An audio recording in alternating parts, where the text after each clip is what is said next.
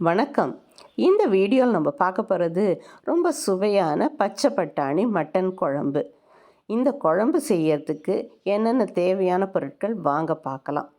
இப்போ பச்சை பட்டாணி சீசன்றனால மொத்தமாக வாங்கி நம்ம உரித்து ஸ்டோர் பண்ணிப்போம். அதுலேருந்து ஒரு 100 கிராம் அளவுக்கு பச்சை பட்டாணி இந்த குழம்புக்கு எடுத்துக்கலாம்.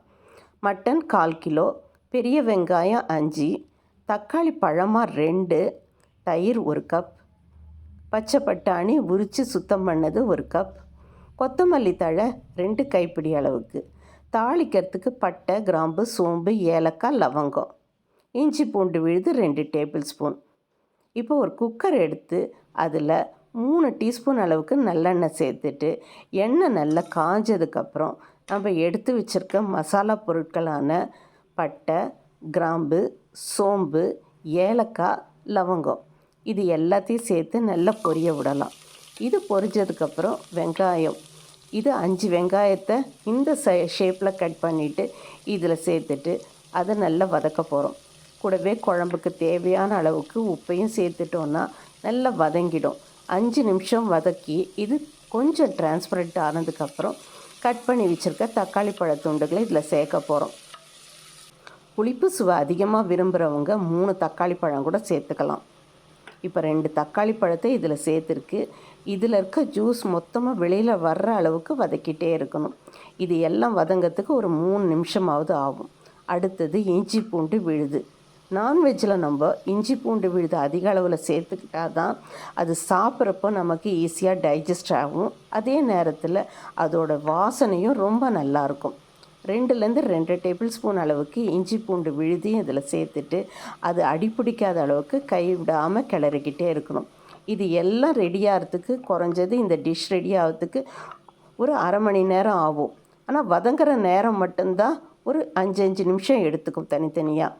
இப்போது இஞ்சி பூண்டு விழுதோட பச்சை வாசனை கம்ப்ளீட்டாக போனதுக்கப்புறம் காரத்துக்கு தேவையான அளவுக்கு குழம்பு மிளகாத்தூள் 2லேருந்து 2 டீஸ்பூன் அளவுக்கு சேர்த்துக்கலாம்.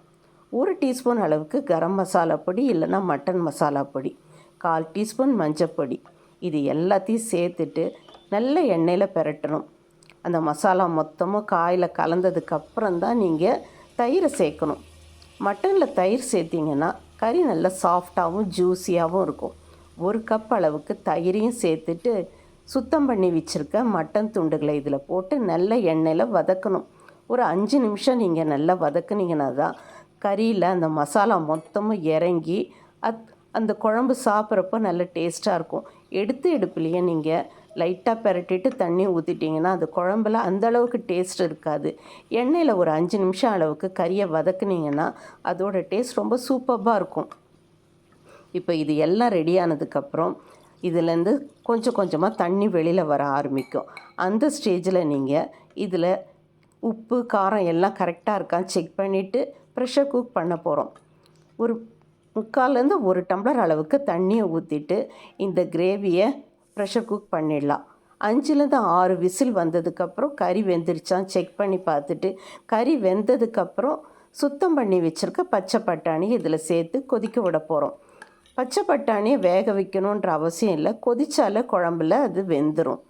இதே டிஷ்ஷை நீங்கள் டபுள் பீன்ஸ்லேயும் செய்யலாம். எதில் செஞ்சாலும் டேஸ்ட் ரொம்ப நல்லாயிருக்கும்.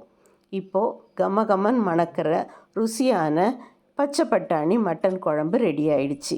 இதை நீங்கள் சப்பாத்தி, தோசை, இட்லி, பரோட்டா இது மாதிரி டிஃபன் ஐட்டத்துக்கும் சாதத்துக்கும் சேர்த்து சாப்பிட்டிங்கன்னா இதோட டேஸ்ட் ரொம்ப அட்டகாசமாக இருக்கும். எல்லாருமே விரும்பி சாப்பிடுவாங்க. சாப்பிட்ட எல்லோரும் உங்களை ரொம்ப பாராட்டுவாங்க. இந்த டிஷ்ஷை நீங்கள் ரெடி பண்ணி பாருங்கள். செஞ்சு சாப்பிட்டு எப்படி இருந்ததுன்னு உங்கள் கருத்தை என்கிட்ட சொல்லுங்கள். இந்த வீடியோ பிடிச்சிருந்துன்னா வண்ணக்களஞ்சியம் சேனலை சப்ஸ்கிரைப் பண்ணி வச்சுக்கோங்க. உங்கள் ஃப்ரெண்ட்ஸ் அண்ட் ஃபேமிலியோடு ஷேர் பண்ணிக்கோங்க இந்த வீடியோவை.